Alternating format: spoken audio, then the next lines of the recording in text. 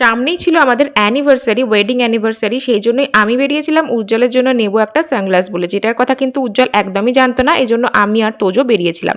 আমি যখন 2017 থেকে 19 পর্যন্ত এই সময়টায় জব করতাম, তখন প্রত্যেকটা জন্মদিন বা অ্যানিভার্সারিতে উজ্জ্বলকে ঘড়ি, সানগ্লাস এগুলো দিতাম।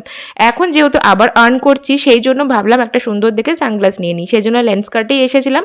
এখানকার গ্লাসেসগুলো কিন্তু রিজনেবল প্রাইসের মধ্যে অনেক সুন্দর সুন্দর থাকে, আর তার সাথে অনেক রকমের অফারও থাকে। আমার তো সানগ্লাসেস দেখলেই মনে হয় সবগুলোই নিয়ে নিই, সব রকম সানগ্লাসই আমার ভালো লাগে। তবে উজ্জ্বলের জন্য কোন সানগ্লাসটা নিলাম সেটা কিন্তু শেয়ার করব আমার বড় ব্লগে, যেখানে আমি অ্যানিভার্সারির ব্লগ শেয়ার করব। এইরকম ওভার সাইজ সানগ্লাসগুলোও আমার বেশ ভালো লাগে। আর তার সাথে সাথে অপর্ণার জন্য একটা কিনে নিলাম। অপর্ণা এখন আমার বাবার বাড়ির সব থেকে ছোট সদস্য, তো তার জন্য তো না নিলেই হয় না। আর অপর্ণা ভীষণ খুশি হয়ে গেছিলো, ওই জন্য আমাকে কিসেস অ্যান্ড হাগস দিয়েছিল। আর এইটা হচ্ছে অপর্ণার সানগ্লাসটা। অপর্ণা একটু ওভার সাইজ সানগ্লাস পছন্দ করে, যেটা ওর মুখে ভীষণ সুন্দর লাগছিল দেখতে।